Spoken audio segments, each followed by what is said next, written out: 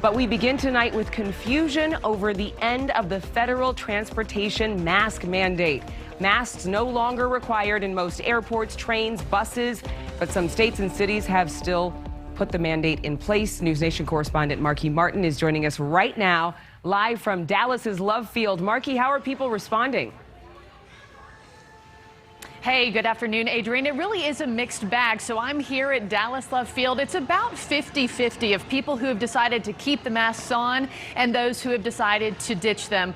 But as with, every pandemic decision that we've seen over the past couple years, you have people celebrating this, you have people who think this was the wrong move, and you also have people who are just downright confused. Yesterday's announcement now causing a mishmash of transportation mask rules.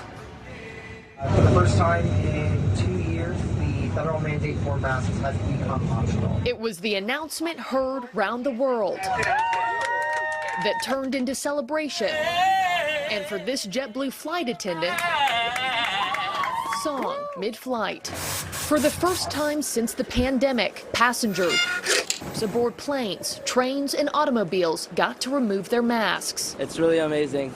I think it should have been done months ago. It's still out there, and we need to protect ourselves. I'm a pharmacist. I see it. 2 years later, airport employees rolling away the mask signage after a Florida judge struck down the Biden administration's mask mandate. Today, ride-sharing giants Uber and Lyft also ending the requirement. This is obviously a disappointing decision.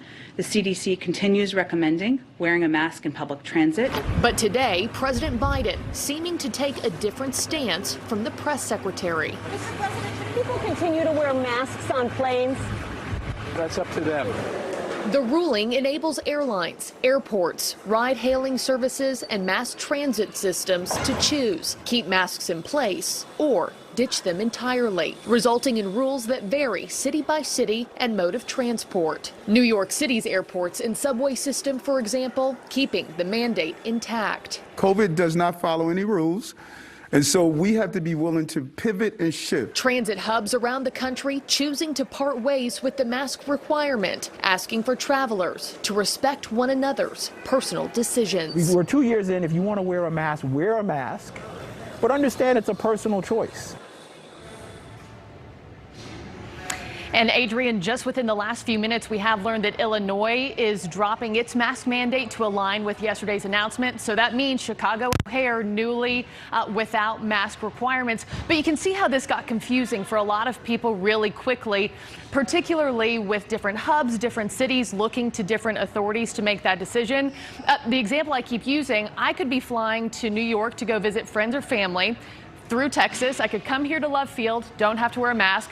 Throughout my whole flight, don't have to wear a mask, but the second I get to that terminal in New York, I have to put one on. So the moral of the story is keep that mask in your back pocket or your carry-on. You don't know when you might need it next. And we also don't know if it's possible that this decision gets overruled if it's successfully appealed at some point. Adrienne. All right, Marky, yeah, pack your mask just in case. Thanks so much. Good to see you.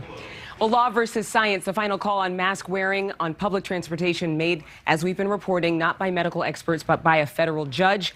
And tonight that has a lot of people asking who's in charge and who will get the final say in future public health emergencies. Criminal defense lawyer Brian Watkins joining us live right now. Brian, will this set a new precedent as far as other health mandates are concerned?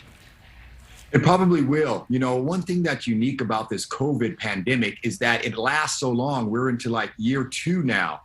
And so, yes, the CDC does have the ability to implement emergency procedures. But the question now is, what's an emergency? It's something that you've been dealing with for 2 years. Is that now? Thank you for watching. Click the red subscribe button below so you can get more of NewsNation's fact-driven, unbiased coverage.